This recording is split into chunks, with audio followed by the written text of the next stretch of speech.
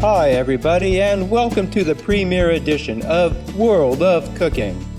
Come with us as we explore the art of cooking in the kitchens of ordinary people around the world.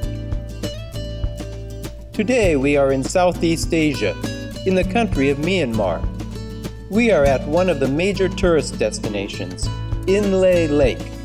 It is located about 12 hours north of Yangon and sits in the heart of the Golden Triangle, the world's second leading opium producer. Here our guest chef will make 3 dishes for us: vegetable curry, leaf curry, and fried fish. And who is today's guest chef? My name is Nilaw Phaw. Nilaw Phaw. How old are you? 28 years. And you have one boy? One boy. Yes. How old is he? My son is 4 years. Were you born in this house? Oh no. My boss born is Bagu. Bago. Bagu, yes. Bagu. Bago is a state to the south of here. This is her kitchen. How many people live in this house? This house people in 24. 24 people? Yes. How many families? 3 family. And this is the view from the kitchen window. Nilar lives in the village of Mein Dhouk. The houses are built on stilts. But the really unique thing here is that people paddle their skiffs with their leg. It is not so clear why this is, but the tourists love it. We caught up with Nilar as she was preparing the fish. What kind of fish? Okay, 1, 2, 3. 6. 6 fish. She adds a little salt, shakes it up, and leaves it overnight. 600. 600 chop. 600. So that's 100 chot per fish, which is about 15 cents in the United States. Tomorrow we will go to the market with her to buy the food for the meals. But now, let's take a short tour of the lake.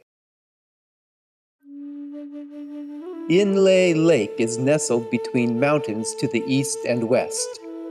At an altitude of about 900 meters, the lake is over 20 kilometers long and 10 kilometers wide. It is vital to the region, not only for tourism, but as a source of food. Mein Dhouk is on the eastern shore of the lake. In the southwest, a large swath is devoted to floating gardens, made from weeds and water hyacinth, like these boats are transporting. Many of the people who live here are from the ethnic group called Inta, which means people of the lake. Like this fisherman here. Notice how he rotates the blade of the oar as he paddles. He pushes the paddle backward, then he rotates the blade to bring it forward, and then he pushes it back again. The traditional fish trap this man is using may be the reason for this unusual paddling technique. Men can paddle and set the trap at the same time. This man is selling eel traps. People set them in their floating gardens, baited with crushed snails in the holes on top.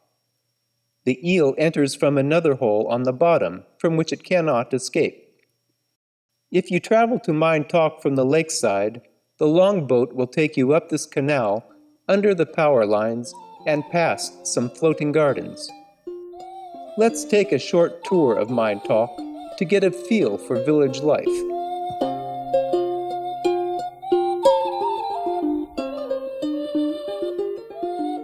From this satellite view of Mein Dhouk, we can see clearly the importance of agriculture for this area. Abutting the eastern shoreline, the cultivated fields of rice, corn, and sugarcane provide a livelihood for many. But Mein Dhouk is surrounded by its own floating gardens, where people grow vegetables such as cabbage, zucchini, and beans, but especially tomatoes, which make up 60% of the harvest. When Nilar goes shopping, she walks down this long pier, until about a mile further on, she arrives at a local market. The other point of interest is this hotel, where Nilar's husband works as a boat pilot. Mein Dhouk has a population of about 2,000 people, with extended families living together in one house. This woman, Tata So, will guide us around the village.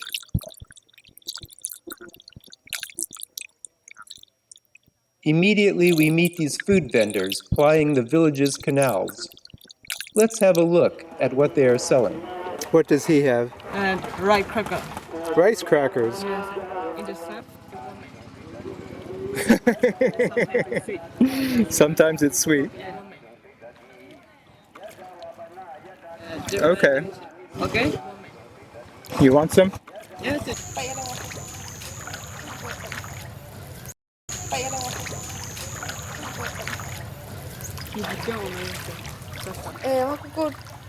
This is the house where women make cheroots, a kind of cigar.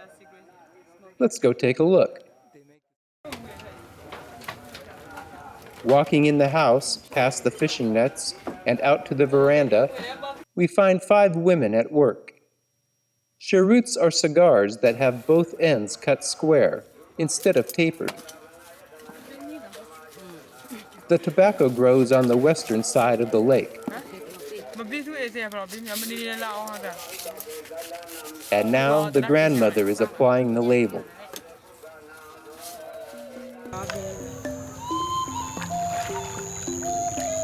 We continue on, gliding silently past this elementary school.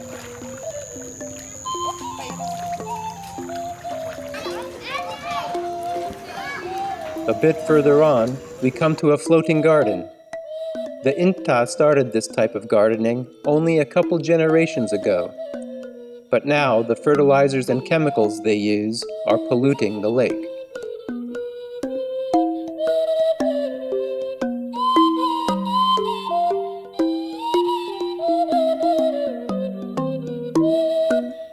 These women are returning with firewood. Many people, including Nilar's extended family, rely on wood cut from the surrounding hillsides as fuel for cooking. But with the increasing population, deforestation is becoming a problem. Runoff from the heavy rains carries both soil and agricultural chemicals into the lake, which can have adverse effects on the fish.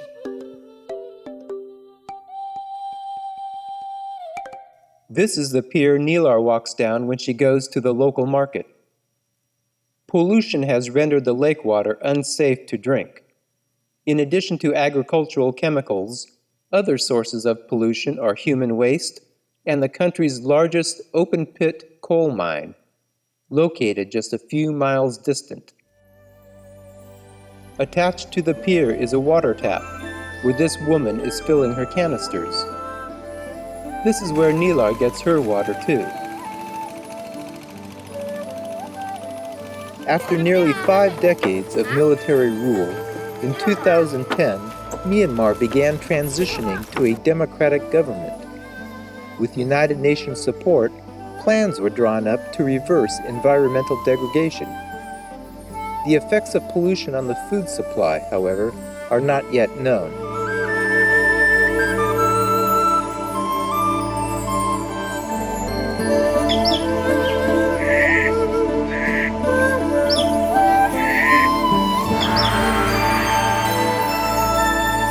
The next day, the sun rises behind the Buddhist temple, and it is market day. The market rotates among the villages, taking place here every 5th day. Nilar should be arriving soon, and while we are waiting for her, let's take a look around. While Nilar and her son walk to the market, other shoppers come by boat. The Burmese have a saying, "Of all fruit, the mango, of all meat, pork, of all leaves, pickled tea leaves." But here, seafood is plentiful.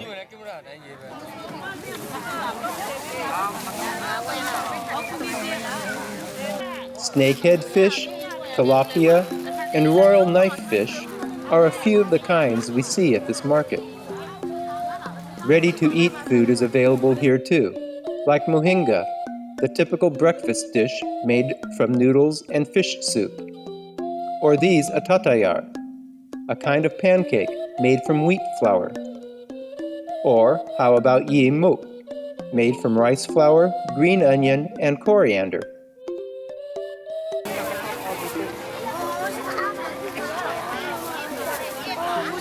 Nilar goes grocery shopping often. Without refrigeration, she must shop regularly to stock up. A refrigerator costs a couple $100, about a month's wages. Here she comes now.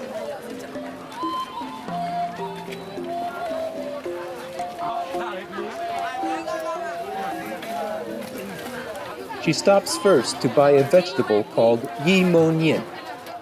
Nilar's translation is water leaf, but it is actually called watercress. It is often used together with pork dishes. Like Nilar and her son, many women and children wear a kind of cosmetic on their face called tanaka, made from the bark of the tanaka tree. Then Nilar picks up a couple handfuls of green beans, which the vendor weighs on her scale. At this gas station, she purchases 1 liter for their boat's engine. And at her last stop, she buys hinto, a kind of snack.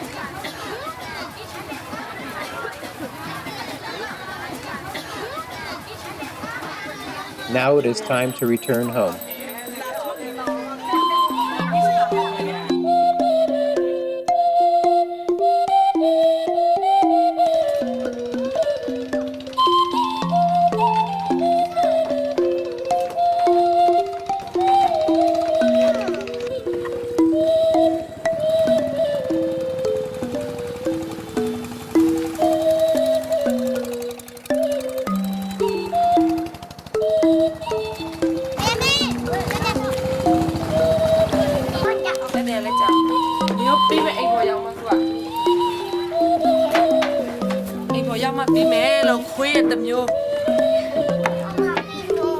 Please.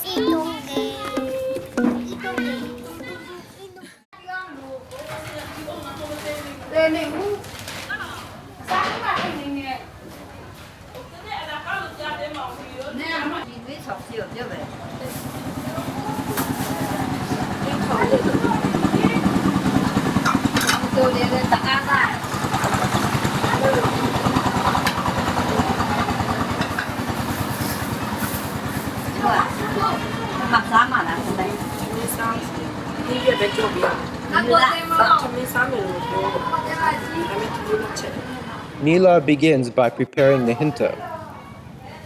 She unwraps the banana leaves and removes the food. What is that, sticky rice? This is hinto. Hinto. Hinto. Hinto. Bean? No, rice and white. This white. This Onion. Yeah. Rice and onion? And kumpang. It is all mixed together with water, garlic, ginger, and salt, and maybe a dash of sugar. She pours a bit of oil over it and adds a couple sprigs of coriander. Please come and sit down and eat. Come in.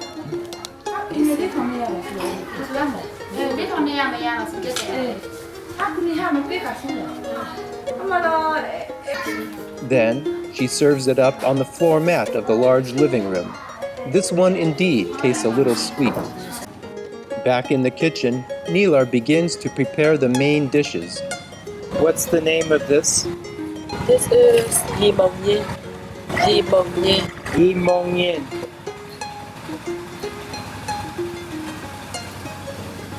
I don't call English. In English, yi mong yin is watercress.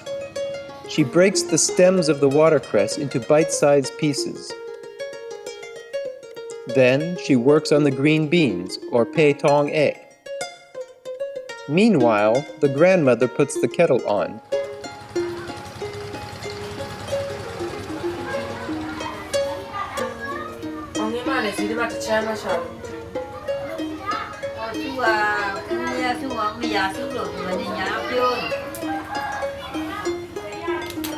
Now Nilar prepares the mustard greens.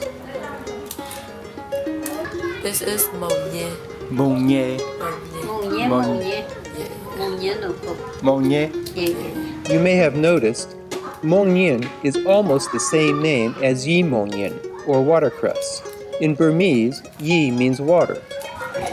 She uses scissors to cut the stems and separates them from the leaves into piles. Nilar tells us about her life. Your husband is from Inle? Yes, from Inle. He's Inta? Inda. He is Inda. You came to work at the hotel Yes. and you met your husband Yeah. 5 years ago. Yeah. In Bago, no work? No one. This is Monye. Yeah. She cuts the green beans on the diagonal. This is not only decorative, but it helps the beans cook faster and allows them to absorb the flavors of the spices.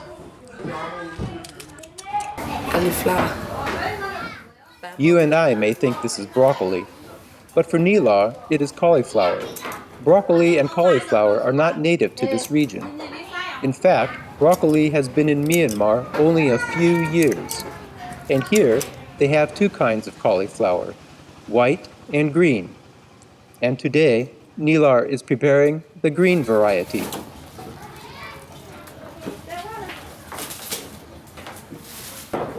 And now it is time to take out the trash.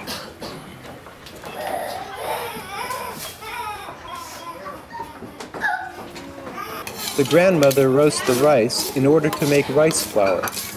This process removes the moisture and makes the grains easier to grind. Do you have brothers and sisters? 2 brothers and me. Where are your brothers? Only one is gold. Another side is hotel. Walking the hotel. Here. Yeah. And your brother in Bago, what does he do? This is student. How old is he? 11 years. And your brother here, how old is he? This is 24 years. Before she lights the stove, Nilar cleans out the ash and bits of charcoal from below.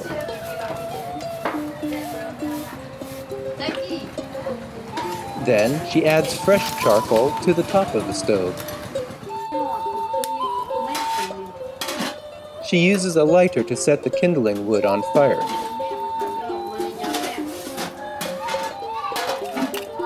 This stove, made from cement, is one kind found in much of Southeast Asia. And now she begins with the fanning. Next door, her neighbor is using a large mortar and pestle to pound rice. This process removes the chaff from the grains of rice and is called threshing. And Nilar continues fanning.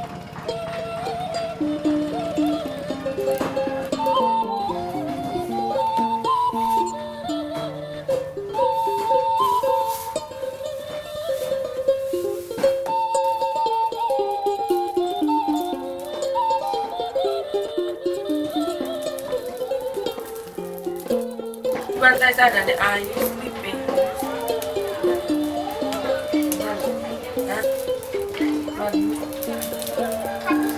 Oh, but dead.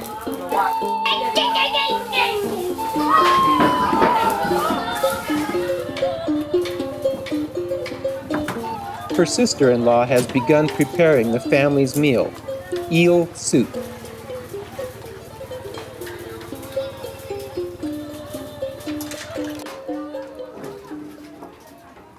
After letting the oil heat up, Nilar adds the garlic. Many people in this area use palm oil, one of the cheapest kinds of cooking oil. The oil Nilar uses comes in a recycled water bottle, which is an indication that the oil is a mixture of palm and peanut oil. But the consumer does not know the amount of each. Mixed oil is popular because it tastes and smells better than plain palm oil. Pure peanut oil is also available. It is more expensive, but it too is mixed with palm oil. In what proportions, only the vendor knows. But it is an open secret that it is not 100% peanut oil. Now we add a bit of salt and Ajinomoto coming up. There's Ajinomoto.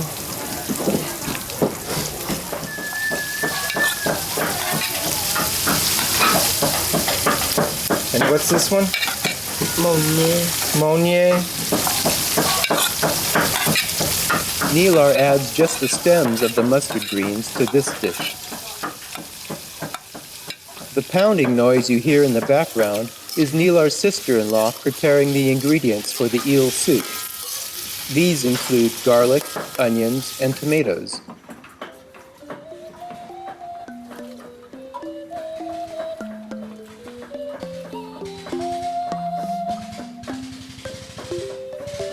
Nilar washes the mustard leaves and broccoli, then drains the water through the floorboards.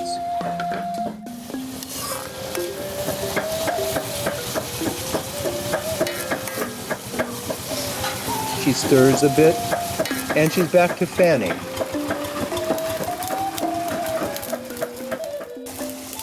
Fanning and stirring.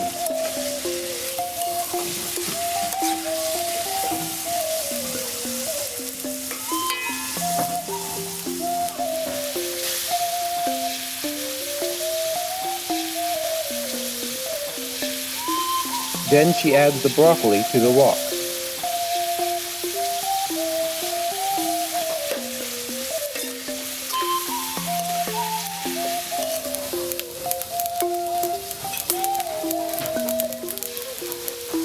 While the vegetables fry, she smashes the peeled garlic cloves with a cleaver on the cutting board.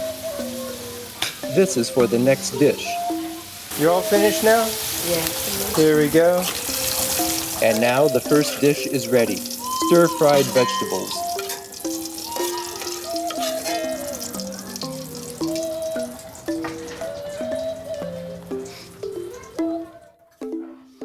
Now Nilar is ready to begin the second dish, leaf curry. She adds the leftover onion greens and crushed garlic to the oil in the wok.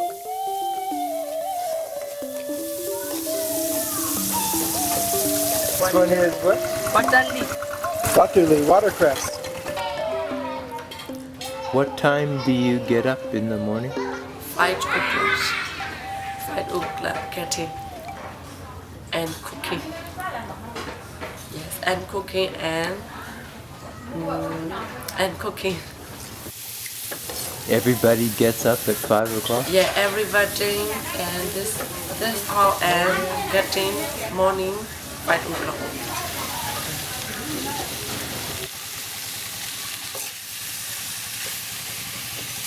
What time do you eat breakfast? 8:30 and 15. After removing an egg from her plastic jug, she beats it with a soup spoon.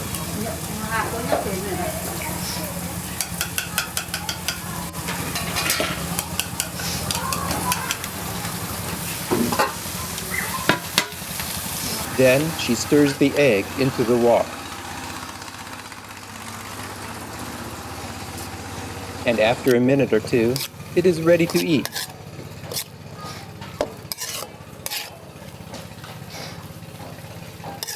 Okay, all finished?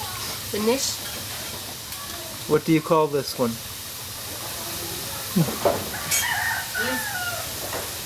Leaf curry. Leaf curry, yeah.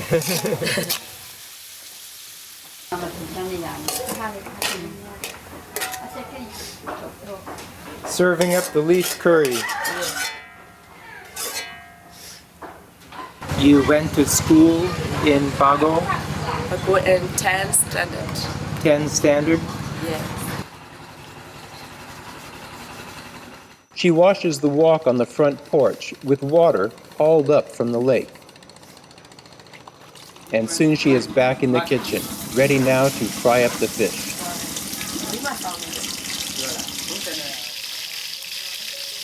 No one we asked knew the name of this fish. One reason for this may be that it is relatively new to the lake. A few years ago, the government stocked the lake with this non-indigenous species. Inle Lake is known for its carp, but carp has been overfished and is now difficult to find. Some fishermen use the illegal method of fishing with electricity, which kills more fish than necessary. As you have seen, for these dishes, Nilar uses no seasoning other than salt and MSG. For many in this area, this is a common way to cook. Here we have a 3-course meal. We have fish, and water leaf fried, water leaf fried, and cauliflower fried. broccoli fried, cauliflower. Okay.